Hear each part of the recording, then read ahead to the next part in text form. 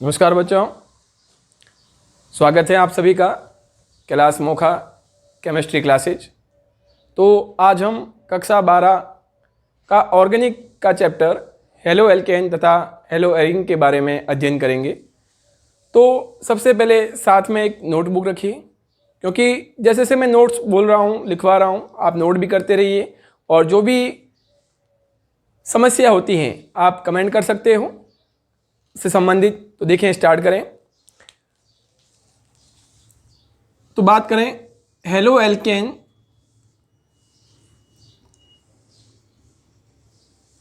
एवं hello arene.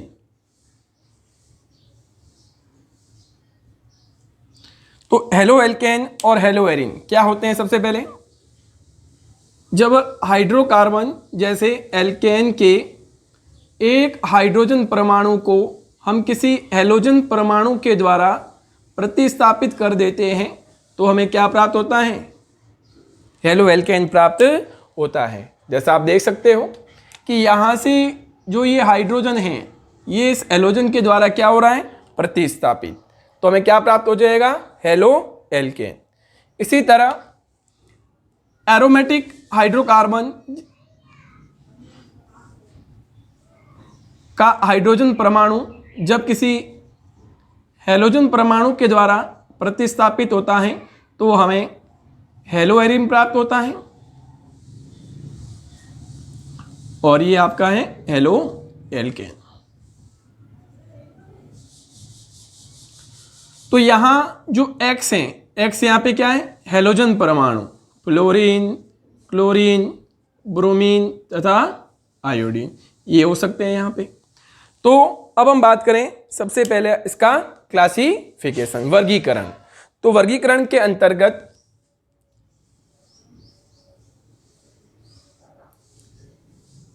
सबसे पहला वर्गीकरण है आपका हैलोजन परमाणु की संख्या के आधार पे।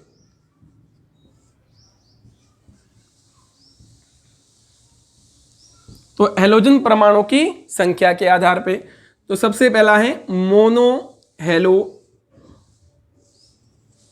एल्केन।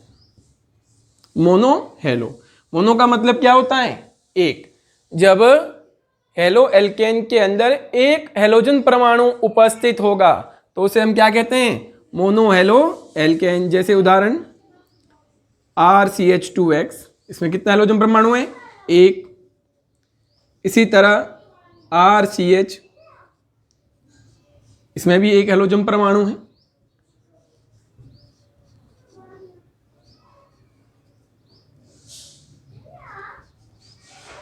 इस तरह इसमें भी एक हैलोजन परमाणु, लेकिन इसके साथ यहां पे महत्वपूर्ण है कार्बन परमाणु की प्रकृति।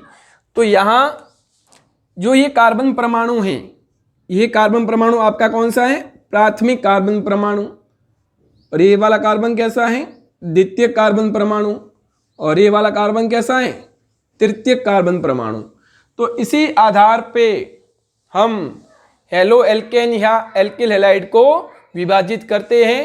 प्राथमिक एल्किल हैलाइड, द्वितीयक एल्किल हैलाइड और तृतीयक एल्किल हैलाइड। तो प्राथमिक एल्किल हैलाइड का मतलब जब हैलोजन परमाणु प्राथमिक कार्बन के साथ जुड़ा हुआ हो तो उसे 1 डिग्री, और जब हैलोजन परमाणु द्वितीय कार्बन के साथ जुड़ा हुआ हो उसे हम बोलते हैं द्वितीयक एल्किल हैलाइड, और जब तृतीय कार्बन के साथ जुड़ा हुआ होता है तो उसे हम क्या कहते हैं? तृतीयक एल्किल हैलाइड। तो प्राथमिक, द्वितीयक और तृतीयक। अब नेक्स्ट देखते हैं हम डाईहेलो व्युत्पन्न। डाईहेलो का मतलब जब हैलोजन परमाणु की संख्या कितनी हो? 2। तो जब हैलोजन परमाणु की संख्या 2 होती है तो उसे हम डाईहेलो कहते हैं। इस तरह से ये 2 हैलोजन परमाणु उपस्थित हो सकते हैं। तो यहां पे दोनों हैलोजन परमाणु एक ही कार्बन पर स्थित हैं तो इसे क्या कहेंगे बच्चों? इसे हम बोलते हैं जैम, जेमिनल, और इसे कहा जाता है विष। तो ये जैम डाईहैलाइड और ये आपका हो गया विश डाई हैलाइड, इंपॉर्टेंट है ये। तो जैम डाई हैलाइड, इसे हमें जो सामान्य नाम है वो आपका कहा जाता है एल्किलिडीन हैलाइड। क्या कहेंगे इसका सामान्य नाम? एल्किलिडीन हैलाइड। और इसका जो सामान्य नाम होगा वो आपका होगा एल्किलीन क्लोराइड। तो नेक्स्ट जो वर्गीकरण है वो आपका है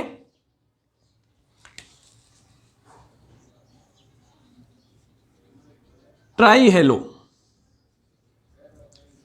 हेलोजन परमाणु की संख्या कितनी होगी? यहाँ पे 3 हेलोजन परमाणु उपस्थित होते हैं, हम परिचित हैं। जैसे हेलोफॉर्म, हेलोफॉर्म के अंदर क्या आ जाएगा?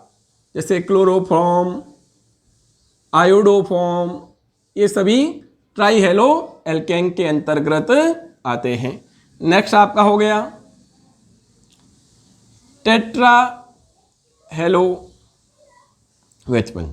टेट्रा का मतलब 4, जैसे CH4, उदाहरण कार्बन टेट्रा क्लोराइड। तो टेट्रा हेलो के अंदर जब हेलोजन परमाणु की संख्या कितनी होगी? 4। तो जब हेलोजन परमाणु की संख्या 4 होती है तो उसे हम टेट्रा हेलो व्युत्पन्न कहा जाता है। नेक्स्ट हम देखें, इंपॉर्टेंट है एलिलिक हैलाइड। कौन से हैलाइड? Allylic halide. तो एलिलिक हैलाइड का मतलब CH2 डबल बॉन्ड CH2। तो दोस्तों इस समूह को कहा जाता है एलिल समूह। तो जब इस एलिल समूह मतलब डबल बॉन्ड के बगल में जो कार्बन है उसके साथ एलोजन जुड़ा हुआ होता है तो उसे हम बोलते हैं एलिलिक हैलाइड कहा जाता है। इस तरह से जो एलिलिक हैलाइड का मतलब डबल बॉन्ड के बगल, कहाँ पे? ये डबल बॉन्ड, इसका बगल, ये हो सकता है, ये हो सकता है। तो यहाँ ये हेलोजन परमाणु है, इसे हम बोलते हैं एलिलिक टाइप। तो एलिलिक टाइप का मतलब क्या होगा? द्विबंधित कार्बन का अगला कार्बन परमाणु है ना, उसके साथ हेलोजन परमाणु बंधित होता है। नेक्स्ट आपका है वाइनिल हैलाइड। विनाइलिक हैलाइड कहते हैं या से हम वाइनिल हैलाइड। तो वाइनिल समूह क्या होता है? CH2 डबल बॉन्ड CH, ये समूह आपका है विनाइल। तो यहाँ एलोजन जुड़ गया तो उसे हम बोलते हैं विनाइलिक हैलाइड। क्या कहेंगे इसको? विनाइलिक। तो विनाइलिक हैलाइड का उदाहरण देखें, यह है द्विबंधित कार्बन, इससे जुड़ा हुआ है हेलोजन परमाणु। तो ये क्या हो गया आपके? Vinylic halide. तो एलिलिक हैलाइड, वाइनिल हैलाइड। और नेक्स्ट एक आपका है प्रोपार्जिल हैलाइड। ये एक्स्ट्रा में कंपटीशन एग्जाम के अंदर आता है आपके। क्या होता है प्रोपार्जिल हैलाइड? प्रोपार्जिल हैलाइड के अंदर CH triple bond C CH2, इसे कहा जाता है प्रोपार्जिल समूह। तो ये आपका हो जाएगा प्रोपार्जिल हैलाइड। नेक्स्ट है बेंजिलिक हैलाइड। कौन सा है? Benzylic halide. तो बेंजिलिक हैलाइड के अंदर आपका C6H5CH2, इस समूह को कहा जाता है बेंजिल। और जब यहाँ पे हेलोजन परमाणु उपस्थित होता है तो इसे हम बोलते हैं बेंजिलिक हैलाइड।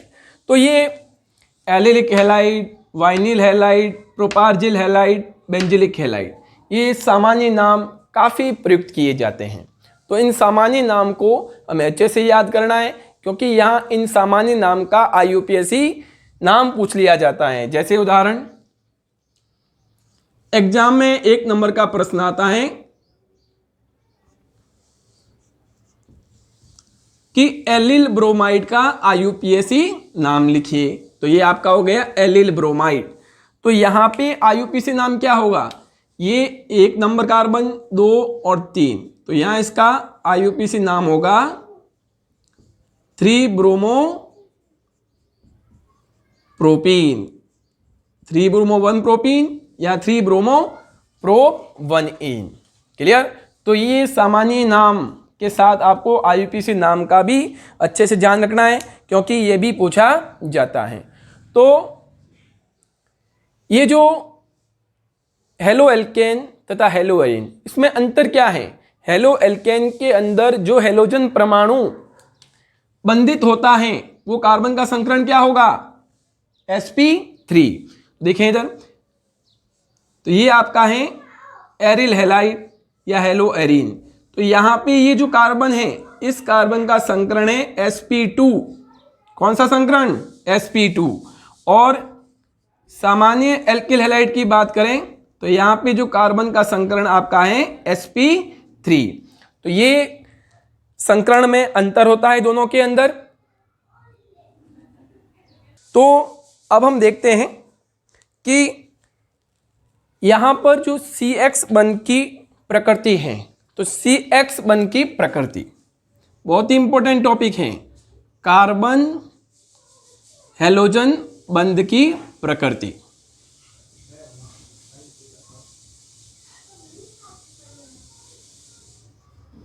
तो ध्यान से देखना, कार्बन हैलोजन बंध की प्रकृति। तो देखें इधर, यह है कार्बन और इसके साथ कौन बंधित है? हैलोजन परमाणु। तो हम जानते हैं कि हैलोजन परमाणु की विद्युत ऋणता कार्बन से क्या होती है? ज्यादा, और कार्बन की विद्युत ऋणता हैलोजन से कम है। तो इसके बंधित इलेक्ट्रॉन किधर जाएंगे? ये हैलोजन की ओर विस्थापित हो जाएंगे। जो ये बंधित इलेक्ट्रॉन हैं, ये इस तरह हैलोजन की ओर विस्थापित हो रहे हैं, जिसके कारण यहाँ पे कौन सा आवेश होगा? आंशिक ऋणावेश, और यहाँ पे होगा आपके आंशिक धनावेश। इस तरह से कार्बन हैलोजन बंध के अंदर बंधित इलेक्ट्रॉन हैलोजन परमाणु की ओर विस्थापित होने के कारण हैलोजन परमाणु आंशिक ऋणावेशित हो जाता है तथा कार्बन परमाणु आंशिक धनावेशित हो जाता है। तो बंध की प्रकृति कैसी होगी? तो बंध की प्रकृति आपके होती है पोलर। बंध कैसा हो जाता है? ध्रुवीय बंध। तो पोलर बॉन्ड होता है कार्बन हैलोजन के मध्य।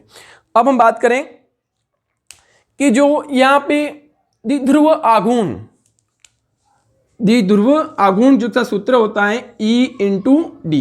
E का मतलब है चार्ज, D का मतलब है डिस्टेंस। तो द्विध्रुव आघूर्ण का जो एक ऑर्डर है वो काफी एग्जाम के अंदर पूछा जाता है, जैसे CH3F, CH3Cl, CH3Br और CH3I।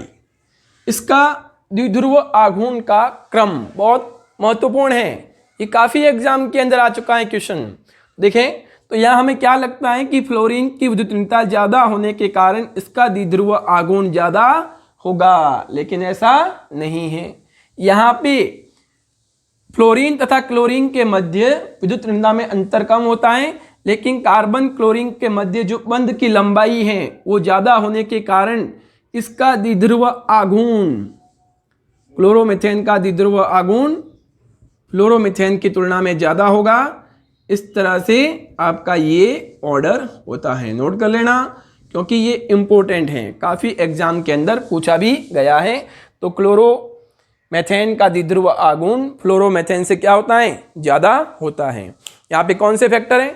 Bond length, bond length तथा इलेक्ट्रोनेगेटिविटी, बंध लंबाई तथा विद्युत ऋणता के आधार पे हम इसको अच्छे से समझ भी सकते हैं।